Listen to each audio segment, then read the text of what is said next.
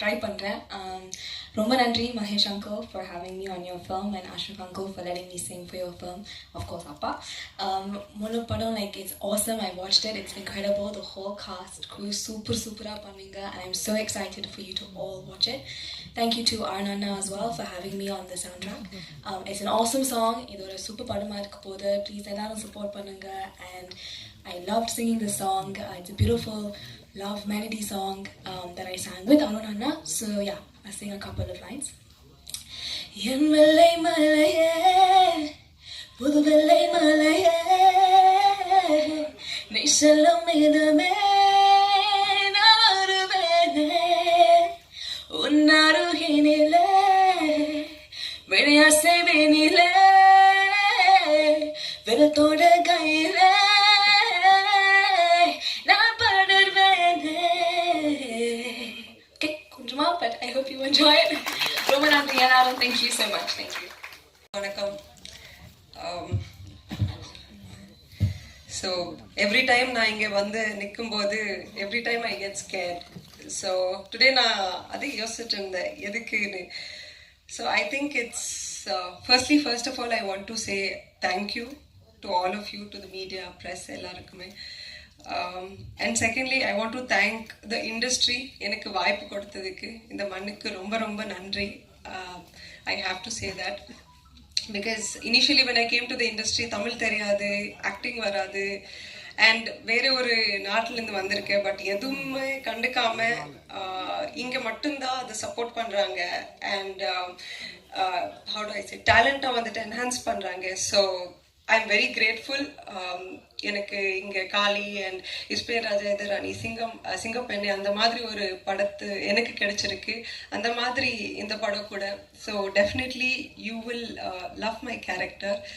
And நிறைய films பண்ணும்போது வேறு கேரக்டர்ஸ் பண்ணணும்னு எனக்கு ரொம்ப ஆசை.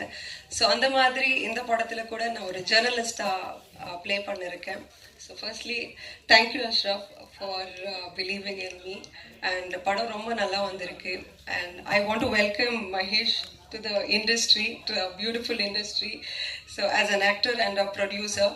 ஸோ August 1st இந்த த்ரில்லர் மூவி ரிலீஸ் ஆகிட்டு இருக்கு. எல்லாரும் பாருங்க, என்ஜாய் பண்ணுங்க அண்ட் சப்போர்ட் பண்ணுங்க. Thank you so much. ரொம்ப சந்தோஷமா இருக்கு. நான் இந்த படத்துல நடிச்சிருக்கேன், ஒரு போலீஸா நடிச்சிருக்கேன். ஸோ அஷ்ரஃப் சாருக்கு ரொம்ப ரொம்ப தேங்க்யூ சொல்லணும் எனக்கு இந்த ஆப்பர்ச்சுனிட்டி கொடுத்ததுக்கு. என்னை வந்து இந்த படத்துல கோ டைரக்டர் விஜய் சார் தான் இன்ட்ரடியூஸ் பண்ணி வச்சாங்க. ஸோ அவங்களுக்கும் ரொம்ப தேங்க்ஸ் சொல்லணும். கண்டிப்பா இது வந்து ஒரு நல்ல படமா இருக்கும்னு நான் நம்புறேன். அண்ட் இது வந்து ஒரு crime thriller based subject. So August 1st release ஆகுது. கண்டிப்பா நீங்க எல்லாரும் தியேட்டருக்கு போய் இந்த படத்தை பார்க்கணும். Thank you so much. வணக்கம். ஃபர்ஸ்ட் ஆஃப் ஆல் இது என்னோட debut movie. So thank you so much Ashraf sir as well as Mahesh sir. Thank you so much இந்த ஆப்பர்ச்சுனிட்டி எனக்கு கொடுத்ததுக்காக. இந்த படத்தில் நான் தம்பிராம சாரோட பொண்ணாக நடிக்கிறேன். So I'm very excited. August 1st release ஆகுது. எல்லாரும் கண்டிப்பாக போய் பாருங்கள். தேங்க்யூ. இருந்தது. ஓகே, இந்த ஆள் கரெக்டாக படம் மேக் பண்ணுவார், குவாலிட்டியாக எடுப்பார் அப்படின்ற ஒரு நம்பிக்கை இருந்தது.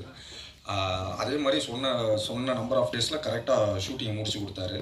ஸோ ரொம்ப நாளைக்கு அப்புறம் ஒரு இன்டென்ஸான ஒரு கிரைம் த்ரில்லர் படம் பண்ணியிருக்கோம். எல்லாம் ஒரு ஃபேமிலியாக பண்ணியிருக்கோம். ஸோ நடித்தவங்க அத்தனை பேருக்கும் என்னோட நன்றி. தம்பி ராமேஸ்வர், ஷில்பா, அப்புறம் அனிகா, எல்லாருக்குமே என்னோட நன்றியை தெரிவிச்சுக்கிறேன். August 1 படம் தேட்டரில் ரிலீஸ் ஆகுது.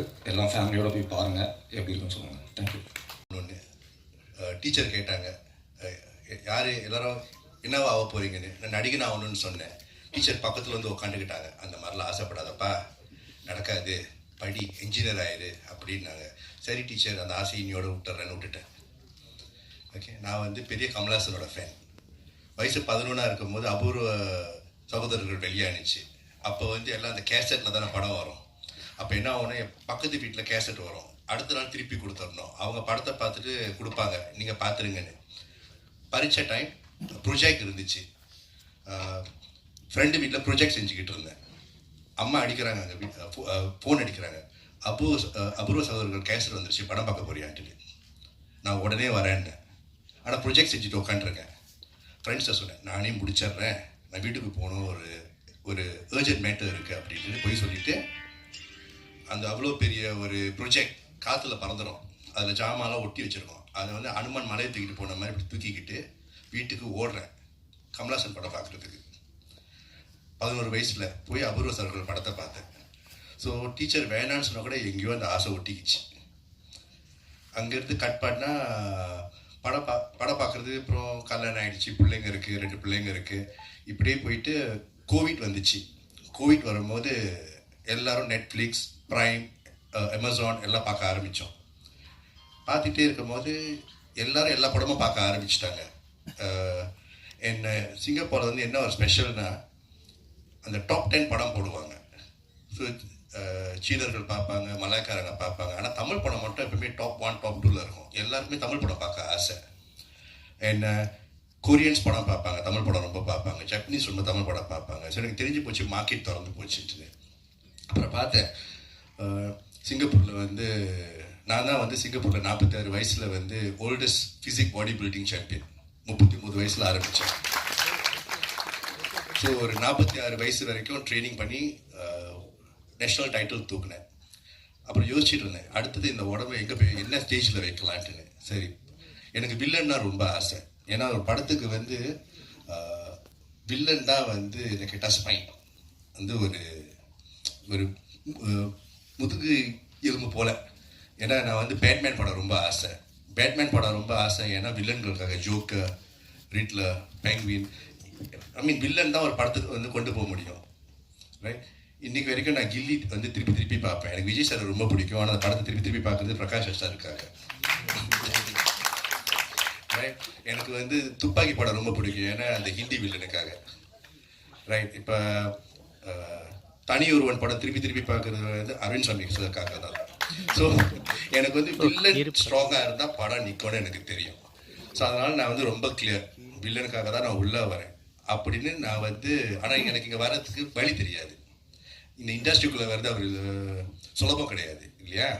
2 வருஷம் ஹோம்ஒர்க் செய்ய ஆரம்பித்தேன். எத்தனை டிபார்ட்மெண்ட் இருக்குது. ஏன்னா அந்த டைமில் வந்து கோவிட் டைமில் எல்லா ஆக்ட்ரஸும் இன்டர்வியூ கொடுக்க ஆரம்பிச்சிட்டாங்க ஜூமில்.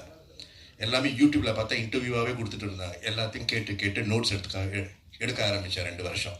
இந்த இண்டஸ்ட்ரி எப்படி ஃபங்க்ஷன் பண்ணுது, எத்தனை டிபார்ட்மெண்ட் இருக்குது, யார் யாருக்கு என்னென்ன வேலைன்னு ஃபுல்லாக நோட்ஸ் எடுத்துகிட்டு 1 வருஷம் தேடினேன். அப்போ தான் அஸ்வத் சார் வந்தார். ஓகே. அதுக்கு நடுவில் நிறைய பேர் ஏமாத்துறதுக்கு வந்தாங்க. சார் படம் நம்ம 1 கோடியில் எடுத்துடலாம் சார், 1.5 கோடியில் எடுத்துடலாம் சார், நீங்கள் 1 கோடி போடுங்க, உங்களுக்கு 50% ஷேர் சார், படம் ஹிட் ஆயிரும் சார். எல்லாரும் வருஷம் கட்டிட்டு வந்தாங்க ஏமாத்துறதுக்கு. அவங்க எல்லாரையும் தேடி பொறுக்கி போட்டு கடைசியில் அஷ்ரஃப் கிட்ட வந்து சேர்ந்தேன். அங்கேருந்து படம் எடுத்து 2 வருஷம் நிறைய கஷ்டங்களுக்கு நடுவில் செஞ்சோம். ஏன்னா எனக்கு வந்து சிங்கப்பூரில் வந்து பிஸ்னஸ் இருக்குது, 2 பிள்ளைங்க இருக்காங்க, சேல்ஸ் இருக்குது, ஒரு ஃபுட்பால் அகாடமி நடத்துகிறேன், கோச்சிங் கம்பெனி நடத்துகிறேன், நான் வந்து ஒரு ஆத்தர், நான் வந்து ஒரு இன்டர்நேஷ்னல் ஸ்பீக்கர், வெளியூருக்கெலாம் போய் பேசிட்டு வருவேன். இந்த கேப்புக்கு நடுவில் அந்த பேஷனை செஞ்சு எனக்கு வந்து ரொம்ப சிம்பிள். படம் வந்து ஒரு நார்மல் படம் எடுத்தாலே வந்து 5 கோடி ஆகும் சார், 6 கோடி ஆகும் சார் சொல்லுவாங்க. நான் சொன்னேன் அதெல்லாம் இல்லை, நல்லா கரெக்டாக பிளான் பண்ணால் வந்து அதை பாதியில் கூட இப்போ நல்ல படம் எடுக்கலாம். எனக்கு நல்ல படம் கொடுக்கணும். ஏன்னா நம்மளாம் அவ்வளோ கஷ்டப்பட்டு தானே வீட்டுக்கு போனால் நமக்கு வந்து என்டர்டெயின்மெண்ட்டே படம் தான். ஸோ எனக்கு வந்து நல்ல படம் கொடுக்கணும். நான் ப்ரொடக்ஷன் கம்பெனி ஆரம்பித்தது எங்களோட தாத்தாவோட பேரில். எனக்கு வந்து நல்ல படம் கொடுக்கணும். இந்த படத்தில் கூட நான் ரொம்ப கிளியர், என் ப்ரொடக்ஷன் கம்பெனியில் 2 விஷயம் ஒன்று நடக்கணும். ஆபாச காட்சிகள் இருக்கக்கூடாது, லேடிஸ்க்கு ரெஸ்பெக்ட் கொடுத்து தான் எடுக்கணும். தேவைப்படாமல் வந்து ஒரு லேடியை வந்து ஆபாசமாக காட்டுறது எனக்கு பிடிக்காது. ஃபேமிலியாக படத்துக்கு வரணும். ஒரு பிள்ளையோட கண்ணை மூடிட்டு படத்தை பார்க்க சொல்லக்கூடாது. சில படத்துக்கெல்லாம் போனால் பிள்ளையோட கண்ணை மூடிக்குவாங்க. நான் சொல்கிறேன் அந்த மாதிரி இருக்கக்கூடாது. என்டர்டெயின்மெண்ட்டாக இருக்கணும். அது வந்து ஒரு தியேட்ரிக்கல் எக்ஸ்பீரியன்ஸாக இருக்கணும். ஸோ நான் அஷ்ரஃப் கூட உட்காரும் போது கதை கேட்கும்போது நேராக சொன்னேன், எனக்கு கதை நல்லா இருக்குது, இதோட டீசர் என்ன, ட்ரெய்லர் என்ன. நான் அப்படி தான் வந்து படத்தை கேட்பேன். டீசர் என்ன, ட்ரெய்லர் என்ன, அதோட கட் எனக்கு தெரியணும். அதுக்கப்புறம் ஷார்ட் ஃபிலிம் எடுப்போம். உங்களுக்கு அந்த 20 நிமிஷம் எப்படி எடுக்கிறீங்க நான் பார்த்துறேன். அப்புறம் 2 மணி நேரத்துக்கான ஆப்பர்ச்சுனிட்டி நான் கொடுத்துட்றேன். ஸோ அப்படி தான் இந்த படம் வந்திருக்கு. படம் வந்து ஒரு முக்கியமான ஒரு சோஷியல் மெசேஜை க்ரைம் த்ரில்லர் ஜான்ராவில் சொல்ல முடியும்னு எடுத்த முதல் அட்டம். இந்த மாதிரி யாரும் எடுத்தது கிடையாது எனக்கு தெரிஞ்சு. ஏன்னா நான் ரொம்ப படம் பார்ப்பேன், தெலுங்கு, கன்னடா, மலையாளம், கொரியன், ஜப்பனீஸ், கேளுங்க நான் சொல்லுவேன் படத்தை பற்றி. ஸோ நிறைய ஹோம்ஒர்க் பண்ணிட்டு வருவேன். ஸோ அதனால் எனக்கு நல்லா தெரியும் என்னென்ன எங்கெங்கே போனால் எந்தெந்த ஊரில் என்னென்ன படம் ஓடுன்னு எனக்கு தெரியும். ஸோ இந்த படம் வந்து சம்திங் டிஃப்ரெண்ட். எனக்கு வந்து நான் யோசிக்கும் போது ஒரு இன்டர்நேஷ்னல் மார்க்கெட்டுக்கு என்ன கொடுக்கணும், அதை வந்து எப்படி எக்ஸிக்யூட் பண்ணணும், என்ன மாதிரி டீம் இருக்கணும், அந்த மாதிரி. இந்த படம் நீங்கள் பார்க்க போகிறது கூட நான் சிங்கப்பூர்லேருந்து ஒரு டீமை கூப்பிட்டு வந்து இந்த படத்தை பார்த்து என்ன கமெண்ட்ஸ் இருக்கோ அதை திருப்பி ரீஎடிட் பண்ணி பர்ஃபெக்ட் வெர்ஷனாக தான் நான் வெளியே கொண்டு வரேன். அது வரைக்கும் நான் விடவே இல்லை. இந்த படத்தை நாங்கள் 2023 ஜூனில் முடித்தோம். ஃபைனல் காப்பி 2023 டிசம்பரில் இருந்துச்சு. ஆனால் நான் ஒரு வருஷம் எடிட் பண்ணியிருக்கேன் படத்தை. எனக்கு அந்த பர்ஃபெக்ட் வர வரைக்கும் நான் எடிட் பண்ணிக்கிட்டே உட்காந்துருந்தேன். ஏன்னா எனக்கு வந்து அது என்னோடய ப்ரொடக்ஷன்னு சொல்கிறத விட எனக்கு நல்ல படம் கொடுக்கணும். ஸோ அந்த படத்துக்கு வந்து நான் முதல்ல ரொம்ப தேங்க்ஸ் சொல்ல போகிறது வந்து என்னோடய பார்ட்னர் ஷெண்டி சாருக்கு. நான் வந்து யாருமே தெரியாமல் சென்னைக்கு வந்தேன். எனக்கு யாருமே தெரியாது. பூர்வீகம் அம்மா வந்து திருச்சி. ஆனால் அம்மா வந்து 18 வயசில் சிங்கப்பூருக்கு வந்துட்டாங்க. இங்கே ஃபேமிலி இருக்குது. ஆனால் நான் இண்டஸ்ட்ரியில் யாரையும் தெரியாது. ஆனால் எனக்கு வந்து யாரையும் தெரியாமல் வந்தேன். ஆனால் எனக்கு ஒரு அண்ணன் கிடச்சார், ஷெண்டி சார். அவர் இல்லைன்னா அந்த படம் இல்லை, ரைட். அப்புறம் வந்து தனியாக உட்காந்துருக்காங்க பிரியா அக்கா. எந்த ஸ்டேஜ்லையும் பார்க்க முடியாது, ஷெண்டி சாரோட ஒய்ஃப். அவங்க தான் கட் அண்ட் ரைட். எனக்கு இப்படி ஒரு எனக்கு அக்கா இல்லாத குறைய தீர்த்து வச்சுட்டாங்க. இப்படி பண்ணி இவ்வளோ செலவு பண்ணாதான் இப்படி தான் கரெக்டாக போகணும் அப்படின்னு கூட நின்று கடைசி வரைக்கும். நான் சிங்கப்பூரில் இருந்தாலும் ஷெண்டி சார் தான் இங்கே வந்து எல்லாத்தையும் எனக்கு எக்ஸிக்யூட் பண்ணி கொடுத்தாரு. அதுக்கப்புறம் காசி சார் தனியாக உட்காந்துருக்காரு, ரைட். நான் படம் எடுக்க போகிறேன்னு சொன்னோடனே இதுதான் பட்ஜெட்னு சொன்னோடனே கரெக்டாக உட்காந்து செஞ்சு கொடுத்தவர் அவர் தான். அதுக்கப்புறம் மீடியா மைண்ட்ஸ் செந்தில் சார். இன்றைக்கி வந்து இந்த படம் வந்து எனக்கு இந்த சின்ன படம் பெரிய படம் டிஃப்ரென்ஸ் பார்க்க தெரியாது. நல்ல படம் இல்லை, இவ்வளோ தான் எனக்கு தெரியும். இந்த படத்தை வந்து ஒரு போஸ்டராக இருக்கட்டும், கமிங் சூன் போஸ்டர்லேருந்து இப்போ வரைக்கும் டீசர்லேருந்து எல்லாத்தையும் எக்ஸிக்யூட் பண்ணுறது, ரைட். சிங்கப்பூர் மலேசியா வரைக்கும் இந்த நியூஸ், இந்த படம் இப்படி ஒன்று வருதுன்னு தெரியுது. அதுக்கு காரணம் வந்து Senthil sir from media minds inc. இவங்கெல்லாம் வந்து என்னோட ஸ்ட்ரெங்க் அதுவாக அமைஞ்சிச்சு எனக்கு. God's blessing. அதுக்கும் ஒரு கிரேட் ஆப்பர்ச்சுனிட்டி இந்த ப்ரொடக்ஷனில் நானும் ஒருத்தர் ஒர்க் பண்ணியிருக்கேன்னு சொல்லிட்டு. And thanks to my master ji Kanal Kannan sir. And thanks for the Mahesh sir, அதுக்கப்புறம் director Ashraf sir, Kasi sir. எல்லாருமே கிரேட். என்ன சொல்கிறது, அவங்களோட பெர்ஃபார்மன்ஸ் எல்லாமே ரொம்ப அழகாக பண்ணாங்க. அதேமாதிரி மகேஷ் சார் வந்துட்டு எல்லாமே டூப் ஒர்க்லாம் வந்துட்டு எல்லாமே அந்த டூப்புமே வேண்டாம், அவருக்கு டூப்பு செட் ஆகாதுன்னு வைங்களேன். அவருடைய பாடி கண்டிஷனுக்கு எல்லாம் ஹாலிவுட்லேருந்து தான் கொண்டு வரணும். பட் அவரே வந்துட்டு எல்லா ஷார்ட்ஸுமே பண்ணார். அதை நான் சொல்லி ஆகணும். ஒரு இன்சிடெண்ட்டில் வந்துட்டு ஒரு 4th ஃப்ளோர்லேருந்து ஒரு டூப் ஷாட் பண்ணலான்னு சொல்லி பிளான் பண்ணோம். பட் அது வேண்டாம், நானே பண்ணுறேன்னு சொல்லிட்டு அவரே ஹேங் பண்ணார். 1 டே ஃபுல்லாக இருக்குன்னு சொல்லி வித் பேர் பாடியோட, எந்த ஒரு ஷர்ட்ஸோ வேறு எதுவும் யூஸ் பண்ணாமல் பேர் பாடியோட வந்து மேலேருந்து 4th ஃப்ளோர்லேருந்து கீழே டவுன் ஆகி பண்ணார். ரொம்ப இன்ட்ரெஸ்டிங்கான சீன்ஸ். அதெல்லாம் நீங்கள் பார்க்கும்போது உங்களுக்கு தெரிய வரும் எவ்வளோ ஹார்ட் ஒர்க் பண்ணியிருக்காங்கன்னு சொல்லிட்டு. அதேப்போ காசி சார் என்னென்ன திங்ஸ்லாம் நம்ம கேட்டோமோ எதுக்குமே வந்துட்டு இல்லைன்னு சொல்லாமல் எல்லாமே ப்ரொவைட் பண்ணி கொடுத்தாங்க. அது ஃப்ளை கேமாக இருக்கட்டும், ஸ்டெடி கேமாக இருக்கட்டும், ஜிப்பாக இருக்கட்டும், என்னென்ன கேட்டோமோ, என்னென்ன ஃபைட்டர்ஸ் எத்தனை வேணும்னு சொல்லி கேட்டோமோ எதுவுமே நெக்லெக்ட் பண்ணாமல் மூஞ்சி சுளிக்காமல் எல்லாமே ப்ரொவைட் பண்ணி கொடுத்தாங்க.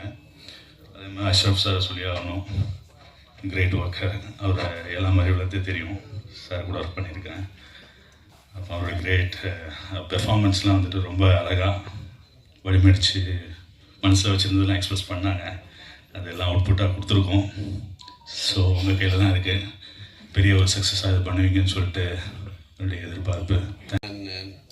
ஃபஸ்ட் டைம் என் மகேஷ் வந்து ஆனால் ஒரு படம் எடுப்போம்னா நான் தலையை சுரிஞ்சுட்டு ஏண்டா இந்த தொழிலாத வேலைன்னு சொன்னாங்க. ஆனால் போக புரிஞ்சுது ஹவு டிஃபிகல்ட் மூவிஸ் பீப்புள் சும்மா கிரிட்டிசைஸ் பண்ணுறதுல ரொம்ப நல்லா பண்ணியிருக்காரு அஷ்ரஃப். எடிட்டிங்கும் ஃபேண்டாஸ்டிக். நான் எதிர்பார்த்த விட நல்லா வந்திருக்குது. ஆனால் அது நான் தான் எல்லோரும் சொல்லுவாங்க, ஆனால் நேராக நீங்கள் பார்க்கும்போது தான் புரியும். 4 பாட்டு இருக்குதுல்ல, ரொம்ப நல்ல சாங்ஸ் எல்லாமே.